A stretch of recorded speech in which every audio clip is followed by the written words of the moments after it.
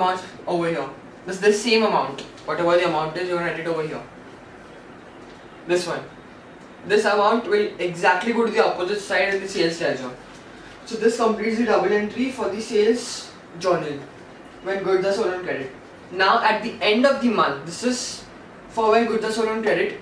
Now when it's the end of the month, I'm going to erase this thing and I'm going to write end of the month.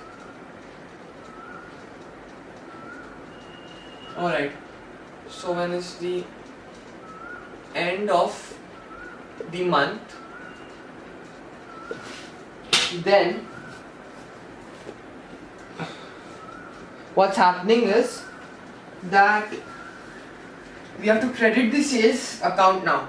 Now this is the sales ledger, but now I'm going to credit the sales account. The sales account, as you know, it always has credit entries. So I'm going to erase this. Yeah, I'm going to erase the sales journal because now we're done with the sales journal. So basically, I'm going to create a sales account.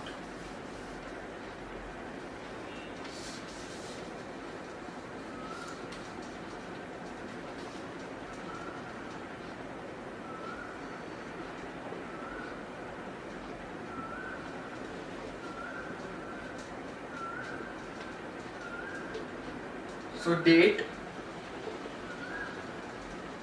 detail, amount, date, detail and amount, and this is the sales account. So that, as you know, we don't have, the business doesn't just have one customer, it has a lot of customers.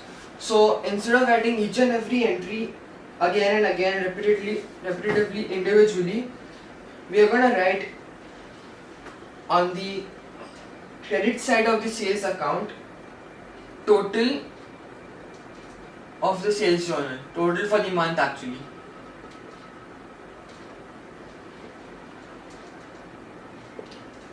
And then this double entry is basically this double it is not actually a double entry.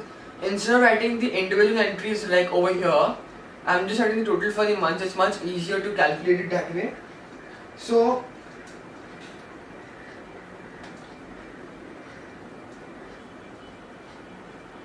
yeah, so all the individual double entries are in the sales ledger. Those have to be written individually, but for the total of the month, you're going to write it on the sales account. So this is how a sales journal double entry in the books of prime entry actually looks like. The next thing I'm going to tell you about is sales returns journal. Now, what is the sales returns journal? It is basically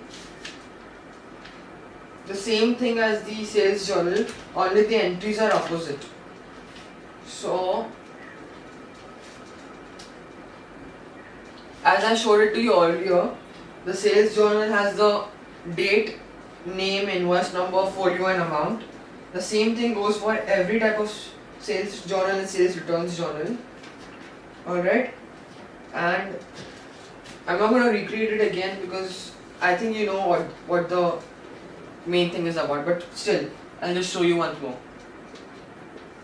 So let's just say this is the sales returns journal. I'm going to write SR journal, and I know there's not much space, but I'll try my best to show you.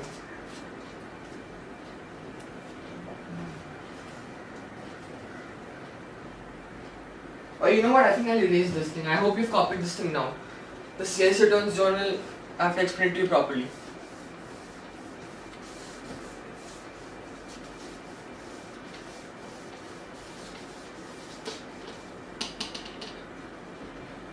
Yeah, so sales returns journal.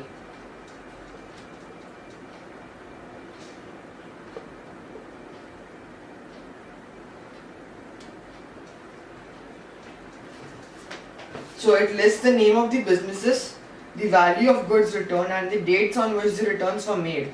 So you know what is sales return, I think I explained it to you in the previous chapters. And this is the sales returns journal.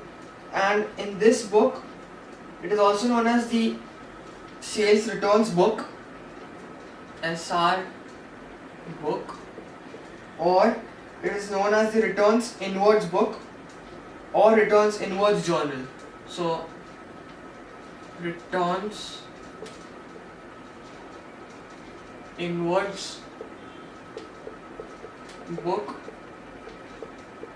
or journal. And one more fact about it is that it is written up using copies of credit notes sent to the customer. So it is written up using copies of credit notes. I explained to you what the credit notes are in the previous chapter. I don't think I need to go through it again. So anyways, even in this thing there are multiple divisions like the earlier one. So first one is that when goods are returned by credit customer, the entry I'm going to show it to you. So when goods are returned, that time we have to write the date, name of the customer and total of the credit note in the sales returns journal. The sales return journal has all the journals are very similar except for their heading which changes. So I'll still draw it for you. So this is the amount column, this is the folio column, this is the credit note number and date and name. So here's the name, then here's the date over here, then there's the credit note number,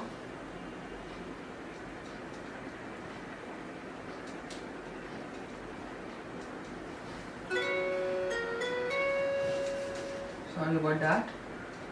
And after that, the next thing which I'm going to tell you is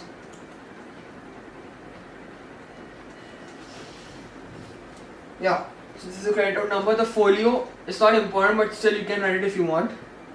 And here is lastly is the amount. So in the sales returns journal, we are going to write the name of the business XXX, and as in the sales journal we are just going to write the credit note number, folio and amount. So it's very common for all the types of journals, this type of entry. And now so we wrote the name and the details of the credit note, and to complete this double entry we are going to credit the customer's account in the sales ledger with the total of the credit note. So I don't think you need this thing. I hope you know it. It's just a common for every type of thing. I'm going to erase it now.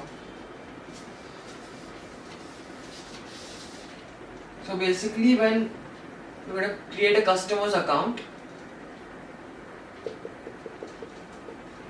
so date detail amount,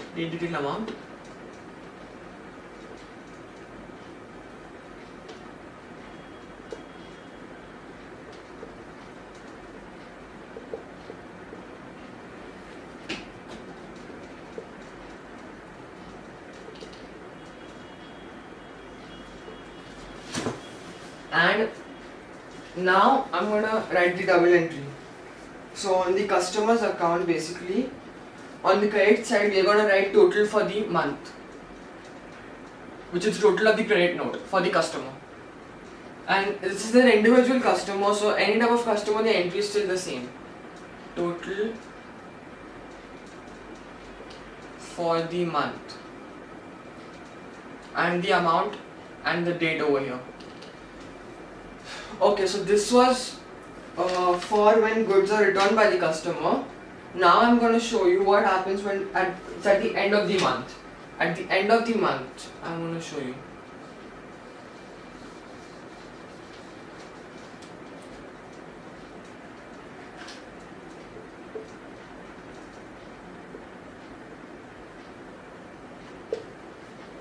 So I'm going to erase this thing.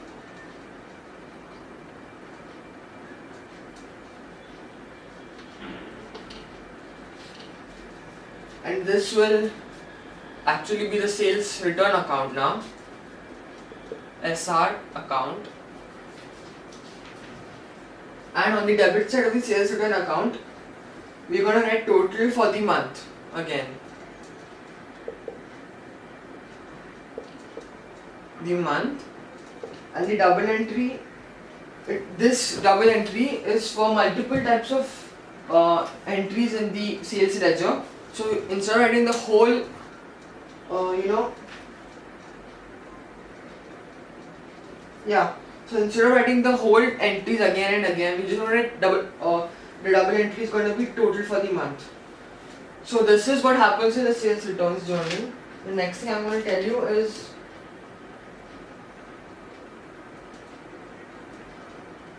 about the purchase journal. So the next thing is purchase journal. I'm going to tell you what is included in the purchase journal, and after that the purchase return journal, and then we are done with the chapter. So purchase journal I'm going to show you. You can pause the video anytime and you can see what I've written, because I'm going to be erasing it quickly.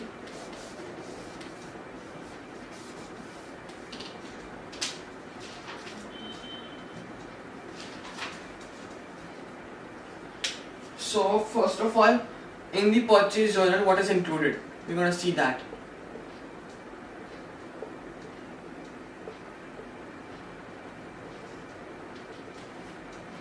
So this purchase journal lists the name of the businesses from which credit purchases are made. Alright? And just give me a minute, sorry.